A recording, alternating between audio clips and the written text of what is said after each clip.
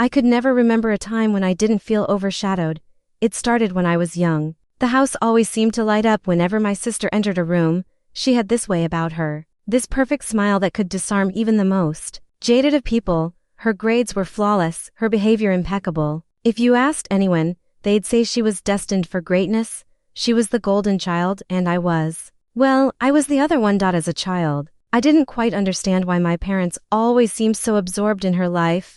I would sit at the dinner table and watch my mom talk about her latest accolades. Your sister got a 4.0 again this semester, my mom would say with pride, her voice almost glowing. We should celebrate her achievement.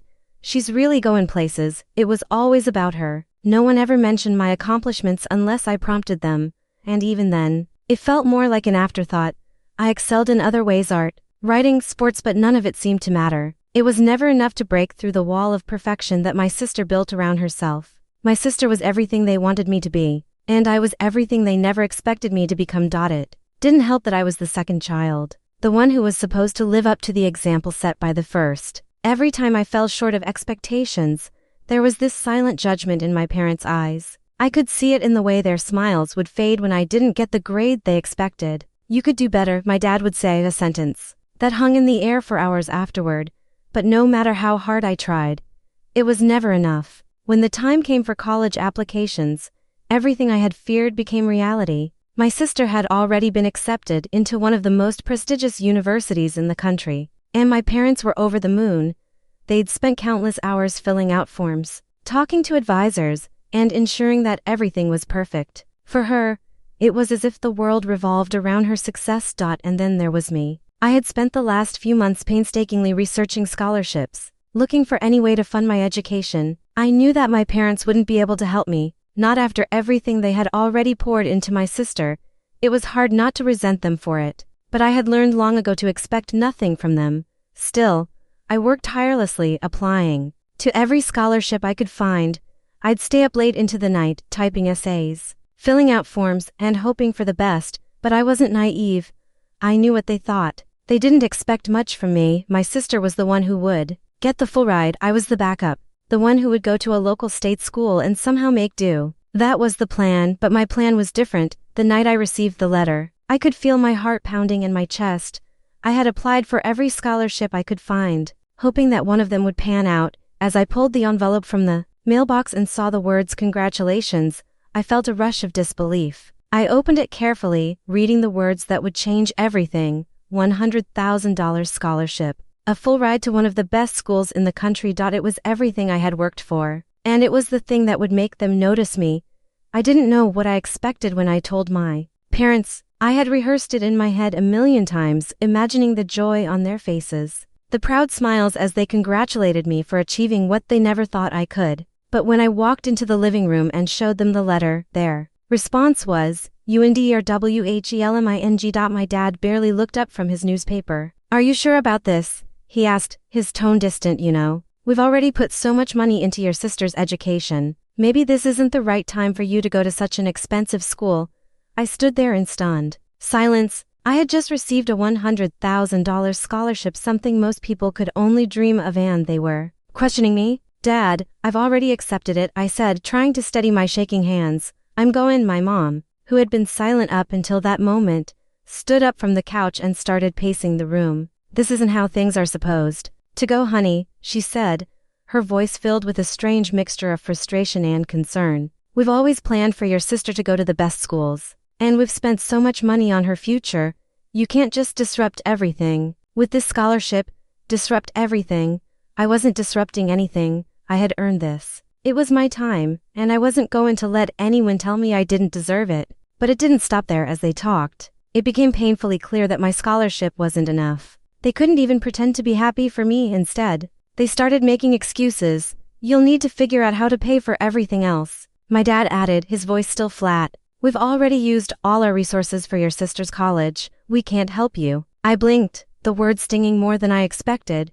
It was the final blow. Not only had they dismissed my success, but they had made it clear that I was on my own. No support, no pride, just cold indifference. I forced a smile and nodded. "Okay," I said, though I could feel my heart breaking. "I'll make it work." And that was that. The scholarship that was supposed to change my life, change our family story, was met with silence. As the days passed and the realization settled in, I began to feel the weight of it all. My parents never reached out to congratulate me. They never called to check on me as I prepared for my new life. My sister's college life was the only thing that mattered. They called her almost every day to ask how she was doing, what she needed, and what she was up to. Meanwhile, I had to figure everything out on my own.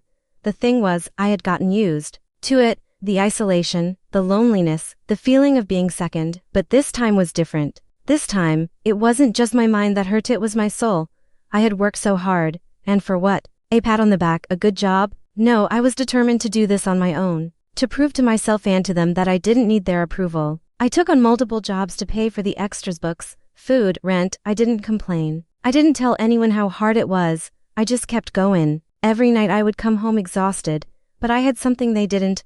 I had a sense of purpose, a drive that they could never take away from me. But with every job, every hour spent working, I couldn't shake the feeling that they didn't care. My sister was still the priority, and no matter how hard I worked, no matter how many achievements I earned, they would never see me as enough. It wasn't until one fateful phone call that everything changed. My sister, always the perfect child, called me crying. She was overwhelmed, unsure of how to handle the pressure of her studies. For the first time, she turned to me. The perfect child, the one who always had it together, was asking for my help, and I gave it, but there was something sweetly ironic about it. She, the one who had always been praised, who had everything handed to her, was now struggling. And I, the one who had always been overlooked, was now the one who had all the answers. I held my tongue as I helped her.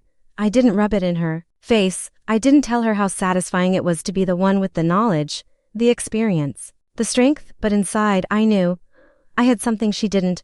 I had earned my place at that table. And now, for the first time, I had something that was truly mine. It was the first week of college when I felt like I could finally breathe. For the first time in my life, I wasn't defined by my parents' expectations. I wasn't the second child, the one who never lived up to the perfect image my sister had created. Here, I could finally be myself, without anyone telling me who I should be or what I should do. At first, it felt like a weight had been lifted. I had no one watching me, no one comparing me to my sister. My grades were solid. My professors were kind, encouraging even, but the deeper I got into my classes, the more I realized that I wasn't just here for an education. I was here to prove something, to prove that I was capable of more than they ever thought I could be. But even in this new world, I still carried the sting of their indifference. The calls I received from my parents were few and far between. My mom's voice would always bring up my sister first. Your sister just landed another internship. She's really on track for a law career, don't you think? Meanwhile, my own accomplishments went unnoticed. I had landed a research assistantship. I had earned high marks in my hardest classes. I was working towards internships of my own. But it didn't matter to them. My parents were still consumed with my sister, who, despite her perfect grades, was starting to unravel beneath the surface. She had no clue that she wasn't the only one struggling with the pressure of being the perfect child. I kept all of this to myself.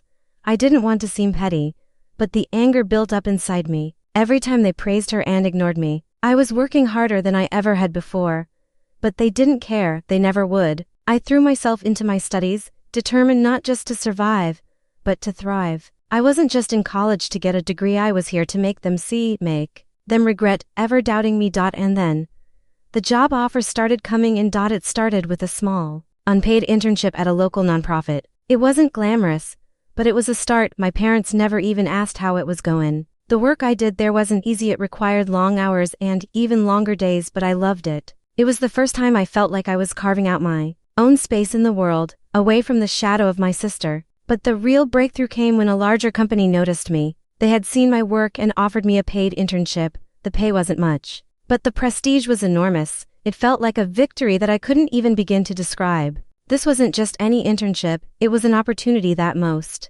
people would kill for, and it was mine. I couldn't wait to tell my parents, but when I did, their response was, as expected, less than enthusiastic. "Are you sure this is the right path for you?" my dad asked, barely looking up from his phone. "Maybe you should focus on your studies more.